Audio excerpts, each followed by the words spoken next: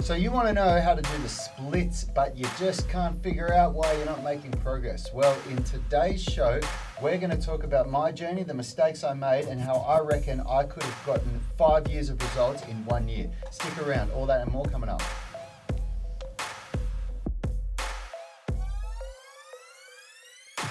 We're back. Oh, we're back. But Rad doesn't realise We're he's back, just we're hanging back. out, having a coffee. Yeah, right. Zoned out there, totally. So, welcome to the show, everyone. In case we haven't met, my name's Rad Burmeister. I'm one of the co-founders of Unity Gym and co-creators of the UMS, the Unified Movement System, where we turn driven people into superhumans. Now, if you want to know how we get such amazing results with our members, it's because we've created a program that has a balance between strength and flexibility. You can learn all about it by downloading one of the free blueprints. The Strength Blueprint, Flexibility Blueprint, or Nutrition Blueprint. There's a link in the description of this video for them all. Phil, Unless you're watching on UMS Movement Mastermind. well, they've already got them. Because if Well, you're watching from the Facebook group, that's how you got it. Yeah, So but just if you're watching from YouTube, then you're going to want to get one of those because then you can join our private Facebook group. you can get in streaming live and you can ask all the questions and we'll get straight to them. So jump on That's over right. if you're a YouTube viewer. Yeah. So today's episode, it's all about, I just filmed 3 videos for YouTube about the middle splits, about end range strength for the middle splits. It's a hot topic. Our most trending video at the moment is called how to do the side splits or something like that. Yeah. It's going nuts. We're getting like 200 views a day. No, sorry. Subscribers a day. Yeah, It's 200 like- subscribers a day. We're actually getting about 200 views it's an over hour 100 at the moment. Yeah, it's over 100,000 views, isn't it now? Yeah, it's huge. And yeah, so it's obviously a hot topic that people want to learn about. So we've created these 3 new videos. I'm going to be uploading at least 1 or 2 of them today because we've just had them back from our videographer. So I just have to review them and then, upload them to YouTube. So I thought it'd be a good opportunity to talk about this. Phil asked me before the show, what do you think you could share? And what I wanted to talk about, well, you tell me. What did you think I think I could share? I guess Rad sort of has made such progress in his flexibility and stretching recently and has talked about, I could have, if I'd known what I did now, could have done this ages ago. And so for someone like me who has basically nil flexibility from my interest in triathlon sports and beach volleyball, if I was to, want to achieve what you've currently achieved and I was starting now and I was just committed to really making it my goal to get middle splits and hella high water, that's what I'm getting, how would you approach from someone at my position? Yeah, for sure. Good questions. The first thing that I would say is slow, is to understand that it's a journey, and that sounds so... But here you are saying that, I could have done this so much faster if I'd... Yeah, for sure. And you will by taking... It's the tortoise and the hare, right? It's the tortoise and the hare. By rushing the process and trying to force it, I caused myself a lot of injuries. Nothing major, nothing that I'm carrying, but minor tears, strains, whatever a physio would call them. But whatever it was enough that I couldn't stretch properly for 3, 4, sometimes 6 weeks. And it was because I was trying to rush it. So that's the first thing. The second thing that I think was really surprising for me was I always thought that you had to stretch every single day in order to achieve great results, and you don't. But it's important to understand what the difference between stretching and mobility training is, because you do have to do mobility training every day. So stretching, the clarification between the two is that stretching is a series of different exercises and sets and reps, and it's done like a workout where, you've seen what I do when I'm stretching. It's pretty full on. It's not for the faint-hearted. There's loaded stretching components to it. I get out of a position and I'm like, oh my God. It's like, it's not pain, but it's discomfort. It's like, whoa, that was full on. And the goal is to stretch the muscles, to teach the nervous system how to allow the muscles to go to elongate more before they, contract, so that you increase mobility. And this is our definition. Somebody might say, that's not what mobility and stretching is, and I'm not going to argue, but this is our definition of it. Mobility is an umbrella term for anything that takes your body through full range of motion. So you stretch to increase your mobility, and you do mobility training to maintain your range of motion.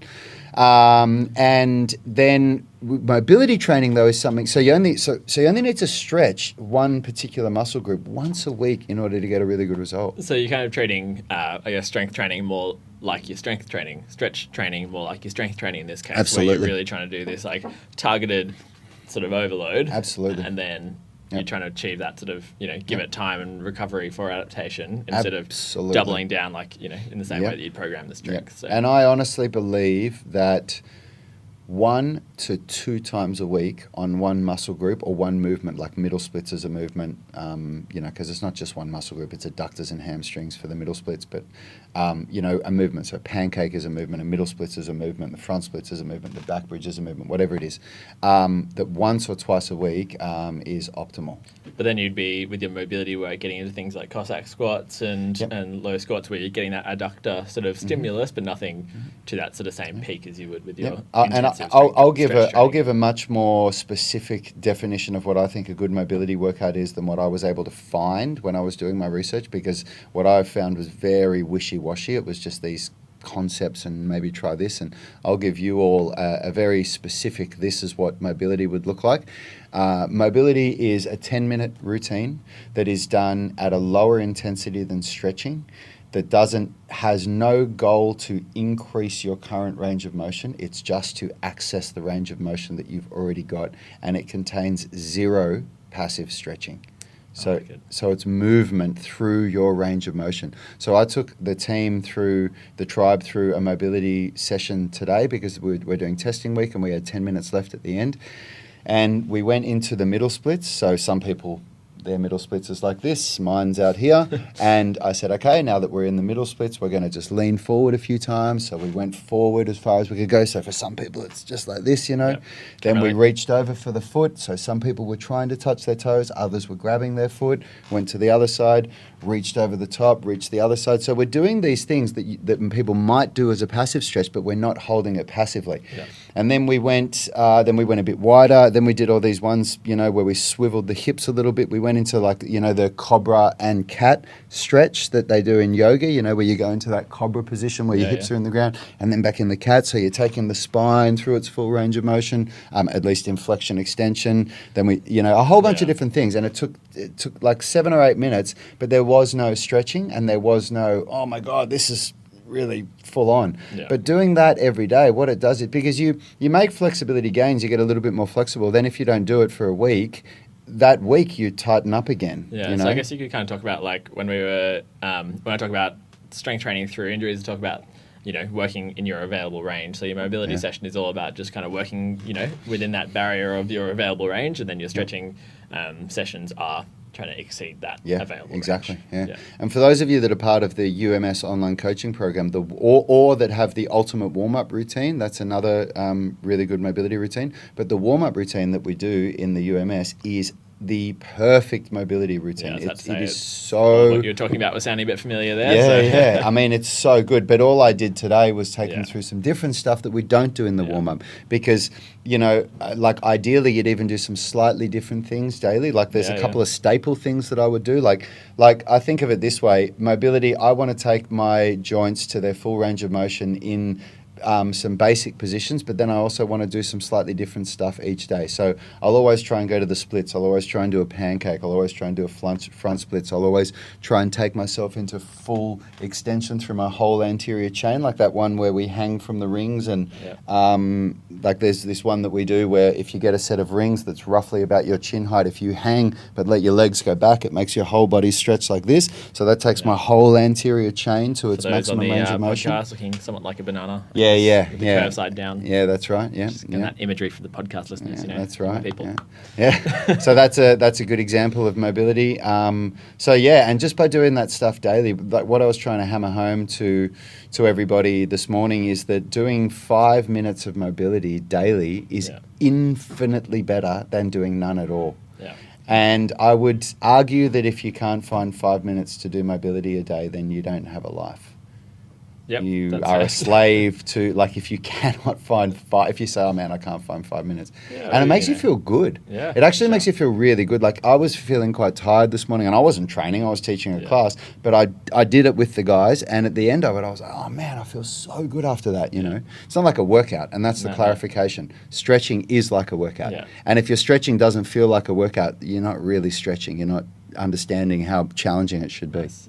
Do you have a third major point? Or? Yeah, I do, and I've got to think here we about it go. because I got down the So rabbit what I hole want there. to do is go back to that first point because we Yep. kind of went over it, but just as a way of thinking about it. So Brad's advice for getting the results like in a quicker manner than he has in the past is by taking things slowly and gradually building things up. So the way you can kind of think about it is if you need to get from here up to here, then you go up the stairs. So you're just going little increments time by time, but each time you're progressing. Closer, Whereas maybe in the past you've been in a bit of a roller coaster, which I think is so common for people, especially that I see in physio land, is that people get really motivated for a little while and then they drop off. So it's kind of more like a roller coaster. So they go up and then they drop right down because they get stuck by injuries or their body doesn't feel great because they've gone a bit too hard, and then they go back down to where they started, and then they go up maybe a bit higher, but then they've go over their sort of threshold and then end up dive bombing all the way down. So I think that idea of having the staircase approach, where you're just gradually increasing time by time, rather than the roller coaster approach, you can see how you could really start to achieve things. And by having the targeted stretch sessions once a week for each body part, then that's that little step up, and then you're just keeping that step by doing your mobility. Yep. And I'll clarify as well, like, I mean, if to give you an insight into my mental state back then, my mental state was, I am going to get more flexible every day. And I would do some sessions where my body wasn't feeling it. And flexibility is like strength training. It is an undulating process. It's not a straight path to get there. Like, you have these strength training days where you just can't really explain it, but you come in and you're like, man, I feel weak today. We were talking about the rate of perceived exertion yesterday. So you guys have the PRE and the program cards, or use RPA. But I think tracking that and sort of being aware of like, sometimes you just don't feel don't feel great, and you can look at your sleep and your. But in the first few years of my pursuit of doing the splits, I approach those days of, I am gonna push myself. I'm gonna get into my maximum range of motion no matter what. And those were always the days I injured myself. And I do minor little tears in my adductors or whatever you want to call it. I would then go back the next day and I couldn't even get close because I was in discomfort. And I'd be like, oh man. And then what I can say is, if you ever do get to that point where you have injured yourself, still stretch, but man, are you doing it differently. Like, you're not even going close to your full range of motion. All you're doing is just going to a point where you just feel a little bit of discomfort and just kind of gently sitting there, So just to get down to, like, I guess, details, I know that like a big part of why we're talking about this is we're about to release a bunch of videos that go through sort of 3 stages of work. End range strength. And an intermediate, these are really not absolute beginner workouts. We've got beginner workouts on our YouTube channel. These are progressions from that. So this is an intermediate / advanced, and an advanced. So just to be clear about if you're doing a session, like one session per week, working on the adductors to your groin muscles to get the middle splits. So would that session be only end range strength? Would it be loaded strength? Would it get a combination? Would combination it be passive? of all of it. Yeah. Combination of all of it. Far less passive. I do most of my passive stuff now on my mobility sessions. That is, when I, and I know that contradicts what I just said before, but to clarify, when I said mobility doesn't involve passive positions, I meant for a warm-up. But when you're doing a mobility session, like a little 10 minutes of mobility at the end of your workout, that's absolutely when I'd just go into the splits and just sit there gently. But it's not, what I mean by it's not like a passive stretch session, as I'm doing for those on the podcast, I'm doing the little inverted speech commas in the air here. The reason why is because people associate this passive stretching with you're going to get into a stretch and then hold it for 60 to 90 seconds or 30 breaths. And that's what we've been taught for so long in the fitness industry. And I guess that's what I'm saying. But in the sense of, will I just pull my legs out and passively sit there and gently rock from side to side? Yes, I would in a mobility session. But probably not pushing quite to the extent. Absolutely not. Absolutely not. No, not pushing at all. Not pushing at all. And I think this is and I think this is a really good time to clarify, when do you do mobility and when do you do stretching? Where you've got options with stretching. You can do stretching as its own workout. So some people like to do that. Because we like to maximize our time in the UMS, we do stretching between the sets of strength training, and we've come up with an revolutionary way of training that achieves a balance between strength and flexibility because of that. But mobility, I would say there's 3 really important times to do mobility. Number 1 is a warm-up. Do mobility as your warm-up. Don't do passive stretching, and definitely don't do nothing. Do mobility as your warm-up. Mobilize your joints. Number 2 is do mobility at the end of your strength training session, because you may have done a strength training session like a bent arm strength where you're strength training your arms, and at the same time you're doing a front splits workout, which is what stretching session, which is like what we do in the UMS. So in that workout, you've only worked on flexibility for the front splits. So at the end of the session, when you're really warmed up, it's a great opportunity to do 5 or 10 minutes of mobility in all of your joints, so that you're taking yourself through that full range of motion when you're totally warm and limber. And then the third time to do it would be on a day off. If you're not doing anything, do 10 minutes of mobility. Nice. Make sense? Yeah. So I'm trying to think, because I didn't plan this at all. So I'm trying to think of what would be my third thing.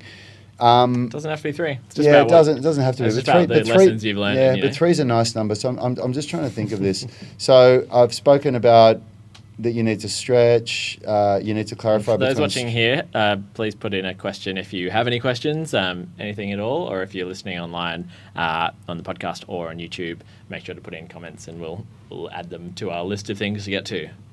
Just while you...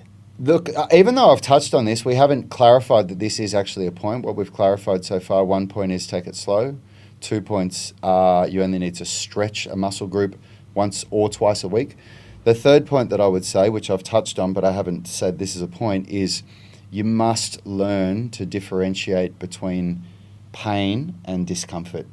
And that is a trial and error, and you must learn from your errors. When you go the next day and you try to go into the same position and you go, oh my God, I can't even get halfway there and I feel this real discomfort in my groin when I try and do the middle splits. The day before, you went to pain and you didn't realize it, and you have to learn to differentiate between that. Got it. Yeah, I think that's a really important one. And I had another one that I was just thinking of. Well, while you think of it, we've got Kevin Lee here saying, happy Friday, guys. It seems like cold and warm limits of flexibility increase at different rates. I noticed that while my fully warmed up range at the end of flexibility workout might be increasing, my cold starting point doesn't seem to be changing much. Did you experience something like this yourself, Rad? I like that you've said that, Kevin, because to be honest, I actually still experience that now. Even after my level of flexibility, where when I'm fully... Kevin is a very flexible dude. He's is he? come in to see me in the clinic before. Yeah, he's one of really? the online members. Really? Yeah. Awesome. Yeah. Cool, Kevin. Nice. He's got some very impressive middle splits. And Yeah, really. Wow. Oh, that's really cool. Yeah, dude, I find that my cold flexibility is still... I'm still kind of like, what is this all I can get to? You know, like I can do the splits, but when I'm cold, I only go to here. But I warm up very, very quickly, like just a couple of little movements, and then I can go. You know, maybe when I'm cold, stone cold, if I try and go to the splits, I'll go here. But if I spend a minute just doing some Cossack squats and some whatever, I'll go from here to here. But I will never be able to get to my full range of motion without doing multiple sets. It seems to be that way, and even people that I know that are more flexible than me will say the same thing. There's some freaks out there, and maybe they're not all freaks. Maybe there's some extremely dedicated, hardworking people that started when they were young and have done this for a lot longer than me, because everything's getting better within me every year. So I can only imagine, like I've been, really stretching for 4 or 5 years. If somebody had been really stretching for 20 years, I can only imagine they'd be 4 or 5 times better than I am at it. But what I do notice is that the better I get, the more active range of motion I've got when I'm cold. Like I can lift my body into positions really nicely, even when I'm cold. So I guess just one thing, having watched your journey a bit over the last little while, with that knee injury that you ended up getting from trying to force the internal rotation, like it seems like a pretty big mistake to make when stretching. So do you want to explain maybe the lesson learnt from that one? Oh man, yeah, big time. Well, there's a very specific lesson, and then there's maybe more of a metaphorical read between the lines kind of a lesson. And the very specific lesson that I've learnt is don't try to force hip internal rotation. I was led down a rabbit hole that I believe is completely unnecessary now that after I learnt about FAI hip, after I had my injury and it was made aware that that's what I have. It's called femoral acetabular impingement, for those of you that don't know. After I learnt about that, and then I started to look at how much internal hip rotation can actually be gained by anybody, and from what I've learned is that you can really only improve your natural internal hip rotation by about 15%. and that's with a lot of work. So some people just have it naturally, and some people don't. Yeah, I think it might be just worth clarifying what FAI basically. There's two different types. You get either with the ball in the socket, you either get like an overgrowth of bone here, which is quite common in guys, or you can get a overgrowth of the cartilage sort of labrum coming out, or the joint space from the socket part of the hip. So it's important to understand that this is something that happens. Basically, it's really common in people who are athletic, and it's basically an adaptation of your body to deal with like the force you're putting it under. So when we're talking about everyone, there's really interesting sort of genetic differences in the type of hip, like the shape and the size of hip sockets. So what is possible for some people just is not possible for others. And I think that's an important thing to kind of understand. So I imagine you would have been watching some guys who are doing some really amazing internal hip rotation stuff. And that's probably coming from a place of having a different sort of shaped and different aspect of the hip socket, and also maybe with or without the. And I just had a belief that I am going to make this happen no matter what. So I was forcing something. And so here's the very specific lesson, is that as I was trying to force internal hip rotation, I was feeling it on the medial aspect of my knee, which is in here on the inside of your knee. And I was feeling discomfort there. And in my mind, I was knowing, well, lateral force on the knee is not a good thing, but I still kept doing it. And then one day I realized I had chronic pain that lasted for a very long time, and then I got an MRI and realized I had a flap tear on my meniscus. So that is a big lesson. Which I think for people who are really forcing middle splits, that's probably quite a common thing, getting down into that position where your knee's getting a lot of that force going. I mean, another point, if you're feeling pain in the knees, in like laterally, like in the side of the knees when you're stretching, you need to immediately back off and see a physiotherapist and get educated on what's going on in your body and figure out whether what you're doing is going to cause you more harm than good. Because what I've learned is I've given in to, like, I had this dream 5 years ago that I was going to be this all flexible dude, and I know that I am compared to the average person, but I'm talking ballet level. I'm talking be able to stand up and lift my leg up in the air like that. And the further I go down, the more I realize how much work really goes into that, and not just how much work goes into it. Like when you look at the best of the best, you're looking at people that not only have trained harder than anybody else, that started younger than anybody else, but they were handpicked early on as the best of the best. Survivorship bias, like people who often will, if they're genetically limited, they'll get kind of culled earlier. Yeah, that's right. That's right. I mean, really this is the nature of the best of the best. Like if you want to talk about, you want to say I want to be able to play football like or basketball like Michael Jordan. Yeah. Well, Michael Jordan was obviously somebody that excelled from a child from everybody else and got the leg up, without knowing his story at all. So sorry if I'm offending anybody here by not knowing what Michael Jordan, but that's just an example, like a dancer, a martial artist, a boxer, whatever. So yeah, I've just accepted that. I think the kind of analogy there would be like if someone, maybe my height was like, oh, I want to be like MJ, then, I'm probably going to have a more difficult time because I'm not just as tall as him. And people who are taller, like if you are 7 foot tall, you're like, there's 10% of people in the US who are 7 foot tall, who are in the NBA. So it's like there are certain things in hip shape, like the actual size and the angle in which your hip positions itself has a big difference on the range you'll be able to achieve. And what you can do. So rather than doing what I did, which is look at what other people can do and say, I'm going to do that at all costs and then hurting yourself, saying, well, that's motivating. I'm going to follow these parameters and guidelines and be the best that I can be. Yeah. And if I understanding, I guess, that pain versus discomfort thing that you're talking about. Oh, massively, and and then again, the concepts that if you watch these YouTube videos that are going to go up today about end range strength. Again, if I knew that stuff, because there's so much about developing flexibility and developing the splits that is nothing to do with the flexibility of your adductors, the muscles that need to be flexible for you to get out into the splits, and it is so much to do with the strength of your abductors, the glutes and the muscles that pull the legs apart away from their center line. That is such a massive part of being able to do the splits, and if I knew that. One thing as well with, as I talked about a bit with ball and socket joints especially, like you really need those muscles that are surrounding the joint that keep the ball in the middle of the socket to be very much doing their job, because as soon as you start to get like glides within the joint, so basically the ball sort of shifting back and forth within the socket, then that will obviously, like if you're watching the video, if you start to like push up against an edge and then try and rotate, if you're up against that edge, you're gonna have a harder time than if you were sort of more in the middle and then you rotate. So very similar to the shoulder and what we've talked about in the shoulder in the past there. So Yep. So Kevin's saying, thanks, good to know. Wasn't sure if it was a symptom of overstretching.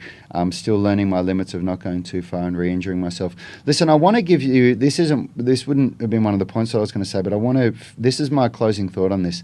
When I do my stretching sessions now, not my mobility sessions, I have a workout, and you can get these workouts that I do in the Mobility Masterclass, which you can either buy as a standalone program or you can get it as part of the UMS online coaching. But these workouts that I do, there's just like a strength workout. You've got your exercise, your sets, your reps. And what I do now, I just go into my workout and I know what is comfortable for my body, and I just do the workout with detachment from how far I get in the workout. So some workouts I'll look at myself in the mirror and I'll go, holy shit, look at that, I'm right in the splits. And then other workouts I'll do it and I'm only 70% or 80 or 90% where I was the other day, and I don't force it at all. I just go through my workout. And Kevin, I think that's a really important thing to do. Your limits, once you understand what your limits are, it's actually really easy. It's just where your body sort of comfortably goes. It's when you get to that point where you go, I'm going to push this, that's when you go past your limits. And I've found that in the groin, in the hips, you don't really feel that you are doing damage until the next day. It's quite a robust structure. It's quite strong and capable. So at least in my body, I've got very strong legs. So that's my experience. Last thoughts for wrapping it up, because UMS is all about sort of marrying flexibility and strength together. Mm-hmm. What are your thoughts on stretching and with strengthening of your adductors? Have you found that to be a thing that improves it, makes it slows down your flexibility? How do you feel like it kind of ties in together? I think eccentric loading of the adductors whilst doing the splits has been an essential part of so that's my like with the slide flexibility. pads Yeah. Either socks on a slippery floor, being very, very careful. You really have to watch out with this. You want something on your hands so that if you lose it, you can just take all your weight on your hands. So either hanging onto a gymnastics ring or having a bench in front of you and letting your feet slide out with your body weight into it, then putting your hands onto the bench or pulling while you go back up and then going again, doing 10 reps like that. Also isometric contractions. And also Cossack squat. At the most basic level, Cossack squats I think are really useful for this. So absolutely, yes. Yeah. I think having strength in your adductors through the range of motion and developing it through the range of motion is not a hindrance at all. In fact, it's actually something that's going to really help and you. I've talked a bit about the research around eccentric training and with the Nordic hamstring curl especially, the increase of range you get in your hamstrings. So the Copenhagen adductor strengthening protocol is one where you're doing pretty much the same idea as that, but heavily eccentrically loading your adductors, and it's something that's really popular in football injury prevention at the moment. I'd be sort of interested to see how that would kind of play into a middle splits program. Yeah. Well, it's been huge. In the Mobility Masterclass, when you join that program, in the first phase, you start doing that. You start doing the Copenhagen's. Yeah. Well, I don't. You do eccentric loading of the adductors With the and the track. splits. Yeah. Okay. Cool. Yeah. And we do that because that was one of the biggest breakthroughs for me. I was doing static stretching for 15 or 16 years, getting nowhere from it, and then I started doing loaded eccentrics, and boom, my flexibility just increased. Yeah. For those who do look up the Copenhagen exercise on YouTube, I'd encourage you to start easier and slower than you think. I gave it a go before prescribing it for one of my football patients, and definitely was really feeling it for a little while after that. So just if you do it, take it easy. So Yasha is saying this. We've just got time for one more question, so this will be our last question. Yasha Shantha is saying, I've got hip dysplasia and arthritis in my hip, which means my mobility is pretty crappy. Any tips with trying to do the middle splits? I know I probably won't get full range, but aiming for something better than where I am. So that's a great goal. The goal should be just to aim for being better than where you are now. And my advice would be, my understanding of what the issues that you're suffering with there is that strength training and training your range of motion is a really important part. That one of the things that alleviates the pain in arthritis is strengthening the joint. Is that right? 100%. Yeah. Active versus passive structures. Yeah. Arthritis comes from the passive structures having to do too much work, which I've talked about a lot. And so the way that you can deload those passive structures, so the ball in the middle of the socket, is by having really active muscles around it, like a dynamic scaffolding that deloads the parts of your passive structures, so your bones, your cartilage, your ligaments, and enables you to continue on with those exercises. And there's so much evidence around arthritis and the importance of strength training. So I'd say with your goals for getting to the middle split, I'd heavily weight the strengthening component. I was just about to say the same thing. I think a lot of people mistaken a lack of flexibility for being the reason why they have pain, when in far more cases than not, it's actually a lack of strength. That's that's that's one of the most common things I see as a physio, is people coming in being like, I just need these stretches because I keep getting tight. And like, the reason you get tight is because your structures are overloaded. And so we need to build up capacity. And so for you, it's so much about building up that capacity and the strength around that joint, because when you're thinking about passive stretches, thinking about really like loaded stretches, which is some of what Rad's been talking about here, is what you're doing there is basically stressing your passive structures because you're trying to let your muscles totally relax. So if you can get that real active component to your hip range, then that's Yasha, you really need a strength training program, and the best one that I've ever seen you can get for a 1 month free trial if you get the UMS. Guys, I know that we plug this all the time, but I mean we believe in it so much, you know. That's why I work here, because I was like, oh, it's the ideal physio program, but literally, it's why Phil works here. It's the ultimate program for the general population, and then even at people that want to achieve a lot, we have places to take you. But and this is why we give a 1 month free trial, because so many people are so skeptical of these online training programs, and rightly so. There's a lot of cowboys out there. Give it a try. Try it for a month, see if you like it. If you don't like it, what can people expect from the videos that are getting uploaded today? So the videos that are getting uploaded today, the end range strength, it's some honestly revolutionary, groundbreaking methods about not only stretching the adductors but strengthening the abductors in the shortened range of motion. Some things that you will have never seen before. It seems like more like a strength workout rather than a flexibility workout, but it will give you better flexibility than So do you think this will be something appropriate for Yasha here, who's maybe by the sounds like at the beginning of the journey? It totally depends. No, not the biggest. It is an intermediate workout that I'm putting up today. There's a beginner, the one that we've already got up there that's flying along, that I had to recheck what it was because I hadn't seen it for so long. I think that's a really good beginner one, and the reason why is because the two main exercises in it are Cossack squats and then loaded eccentrics. I think those are really good ones. So Yash is on the UMS program, so start there. Oh, that's so cool. So just start on the UMS program, on the foundations program. That's where you want to start, Yasha, and just work through that and just be consistent. The consistency is what's going to create the results for you. And post in the online coaching group, Yasha. I haven't seen you post before, so great to see you post here.